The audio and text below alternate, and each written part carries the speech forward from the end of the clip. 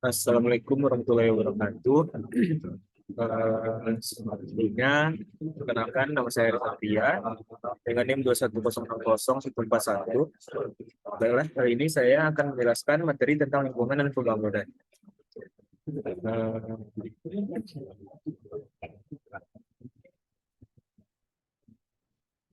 Di dalamnya terdapat ada 7 bab.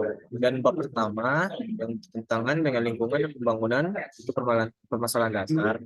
Dan bab kedua ada pembangunan daerah, pedesaan dan lingkungan. Itu adalah kisah 2 desa.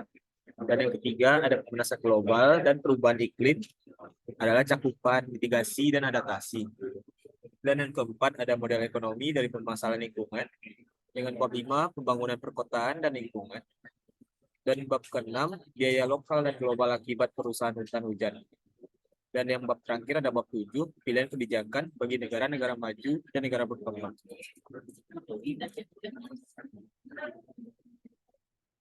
Inilah bab pertama terdapat lingkungan dan pembangunan. Yang terdapat ada ekonomi dan lingkungan, dan pembangunan berkelanjutan dan akuntansi lingkungan, penduduk, sumber daya dan lingkungan, dan yang keempat ada kemiskinan dan lingkungan hidup. Yang kelima ada pertumbuhan versus lingkungan, dan yang keenam ada pembangunan perdesaan dan lingkungan. Yang ketujuh ada pembangunan perkotaan dan lingkungan, dan yang kedelapan ada lingkungan global dan perekonomian. Yang kesembilan ada sifat dan laju perubahan iklim akibat gas rumah kaca. Yang ke-10 ada mata pencarian berbasis SDA sebagai jalan keluar dari kemiskinan dan peluang dan hambatan. Dan yang terakhir ada cakupan kerusakan lingkungan yang berasal dari dana domestik suatu tinjauan.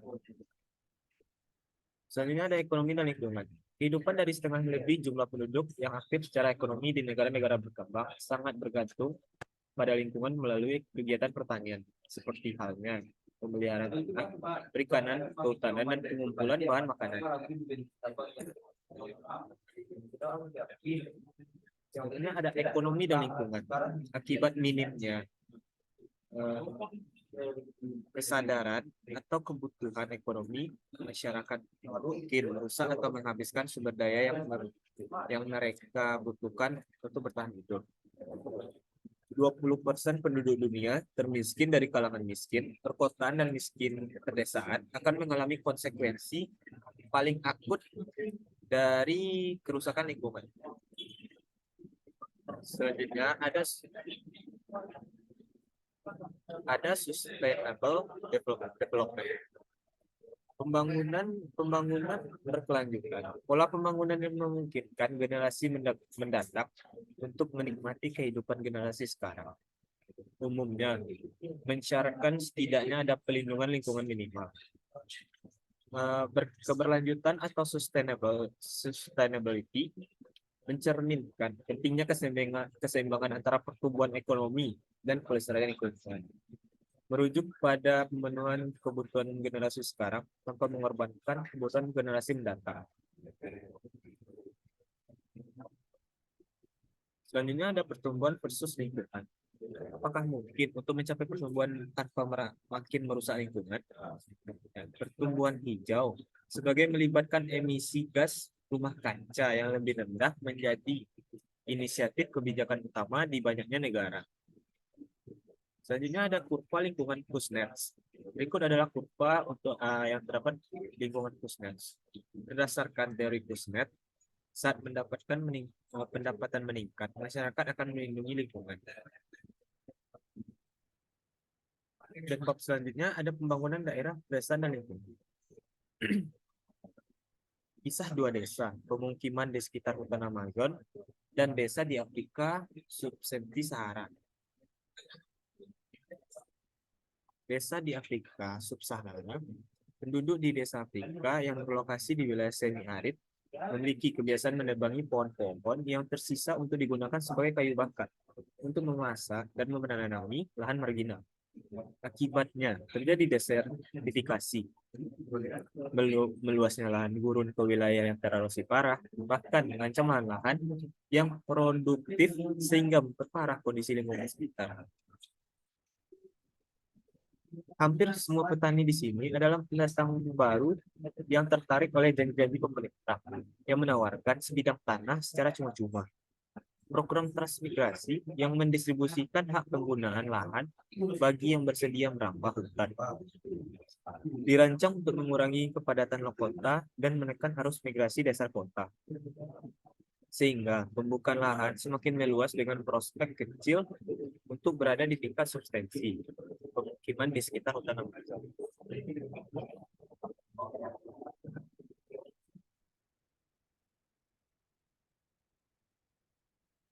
Mengapa kondisi lingkungan pedesaan memburuk? Ya, buruknya kondisi lingkungan di pedesaan terdapat tiga hal. Yang pertama ada pola kehidupan ekonomi. Nah, pola kehidupan ekonomi setiap kali mendorong petani kecil untuk menggunakan sumber daya alam sedemikian rupa guna menjamin kelangsungan hidup jangka pendek, tetapi menurunkan produktivitas masa depan asal lingkungan. Dan yang kedua, terdapat ada variasi.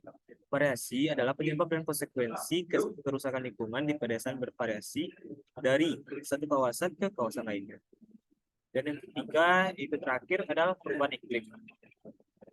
Permasalahan ini akan makin terparah oleh adanya perubahan iklim akibat pemanasan global beberapa dasawarsa mendatang.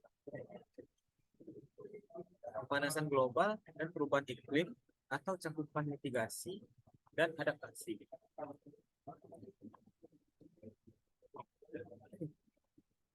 Cakupan permasalahan. Ya, di bawah ini terdapat ada tiga benua. Yang pertama adalah Afrika Sub-Sahara, dan yang kedua ada benua Asia, yang ketiga adalah benua Amerika Latin. Daerah berkembang, terutama yang termiskin, mengalami konsekuensi besar akibat pemanasan global. Dampak perubahan iklim sudah terlihat dalam bentuk peningkatan temperatur udara, melelehnya salju dan es berbagai tempat, dan meningkatnya permukaan laut secara global.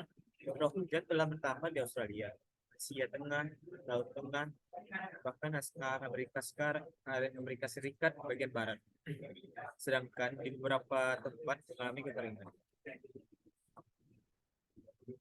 Dan mitigasi. Mitigasi ini adalah strategi. Strateginya terdapat ada tiga, pasar function, regulasi, dan standard review. Pertama ada adaptasi. Perubahan iklim yang cukup signifikan menjadi hal yang tak relevan. Oleh karena itu, adaptasi terhadap perubahan iklim di negara berkembang dipandang perlu dalam melindungi kehidupan dan pendapatan manusia pengguna. Adaptasi terdapat adalah adaptasi terencana. Ya, bab selanjutnya adalah model ekonomi dari permasalahan lingkungan. Pasar hak milik atau bisa kita sebut dengan property right yang dapat diberlakukan. Pengaturan distribusi pasar atas manfaat sumber daya harus dapat diberlakukan. Dapat ditransfer di pemilik sumber daya, dapat menjual sumber daya sesuai kehendaknya. Ini adalah universalitas. Semua sumber daya dimiliki oleh perorangan. Dan selanjutnya ada eksklusivitas. Eksklusivitas mencegah orang lain untuk memetik manfaat dari sumber daya yang dimiliki secara pribadi. Sumber daya alam milik bersama. Sumber daya yang dimiliki secara bersama, kolektif atau publik, dan dialokasikan dalam suatu sistem dengan akses tidak terbatas atau diatur sendiri oleh pemerintah. Selanjutnya adalah barang publik. Segala hal yang memberikan manfaat bagi semua orang dan ketersediaannya tidak akan berkurang jika dinikmati bersama oleh orang lain. Contohnya adalah udara bersih dan kerugian publik, produk atau kondisi yang mengurangi kesejahteraan orang lain yang jatuhnya tidak akan berkurang apabila digunakan bersama. Bisa kita contohkan dengan contoh polusi. Selanjutnya adalah pembangunan perkotaan dan lingkungan. Perkotaan dan lingkungan. Yang pertama adalah masalah pemukiman kumuh di perkotaan. Yang kedua adalah industrialisasi dan polusi udara perkotaan.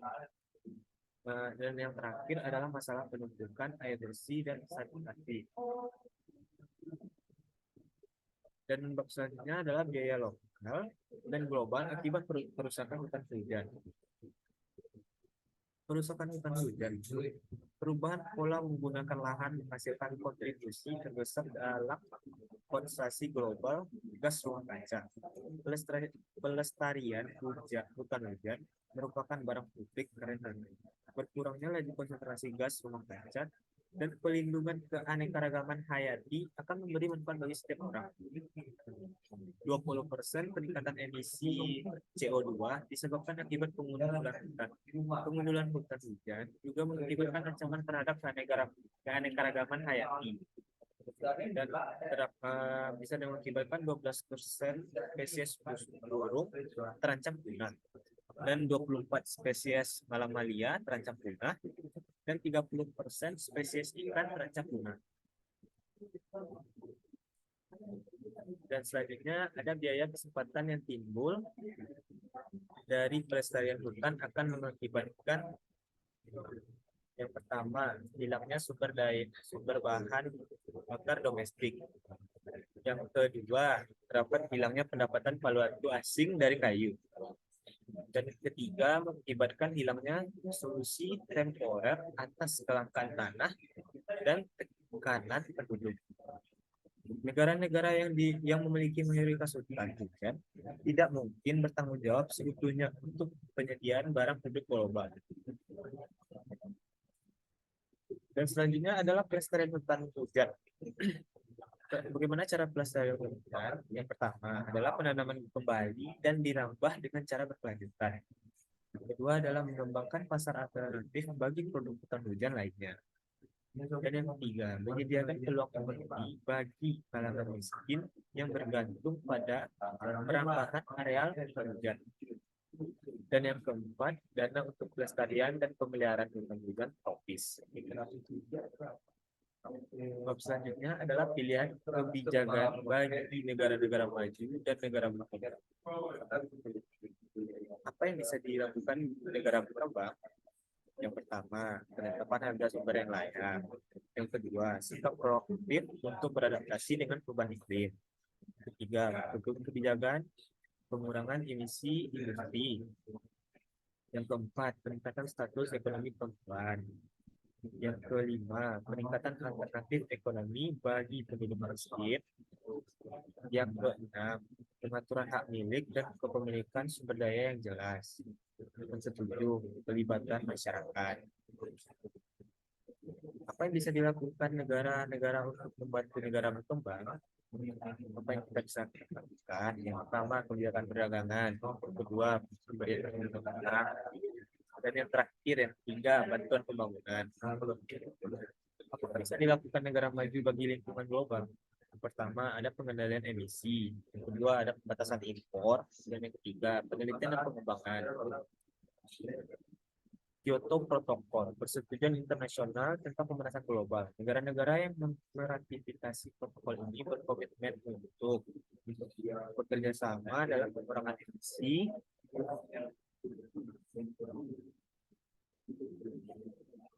Selanjutnya adalah REDD+.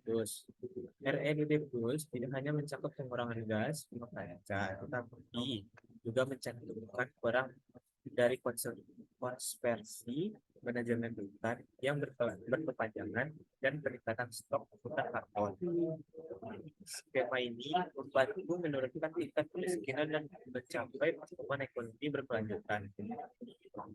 Proses penerapan REDD plus menitik beratkan pada keterlibatan para pemangku kepentingan, suara dari masyarakat, penduduk asli dan komunitas tradisional harus dijadikan pertimbangan untuk memastikan hak mereka yang tinggal di dalam dan sekitar hutan akan terjamin.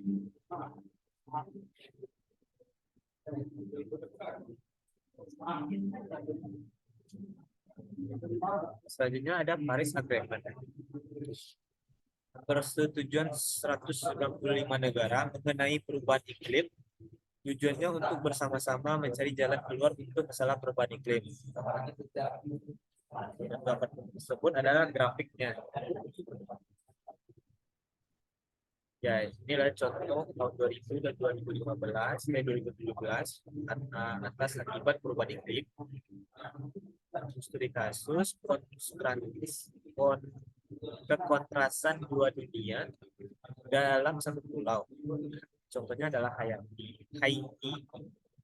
Yang kedua adalah Republik Dominika. Yang pertama adalah tandus ekonomi pertanian substensi, angka fakta aksara tinggi. Yang keempat, kebijakan yang merusak lingkungan. Ya, Haiti, gempa bumi berkekuatan dahsyat yang mengguncangkan Haiti pada Januari 2010 mengatakan kesadaran publik akan krisis dengan skala yang mengerikan, juga bencana kemiskinan dan penderitaan yang senantiasa mendera negara penduduk 10 juta jiwa ini untuk krisis lingkungan.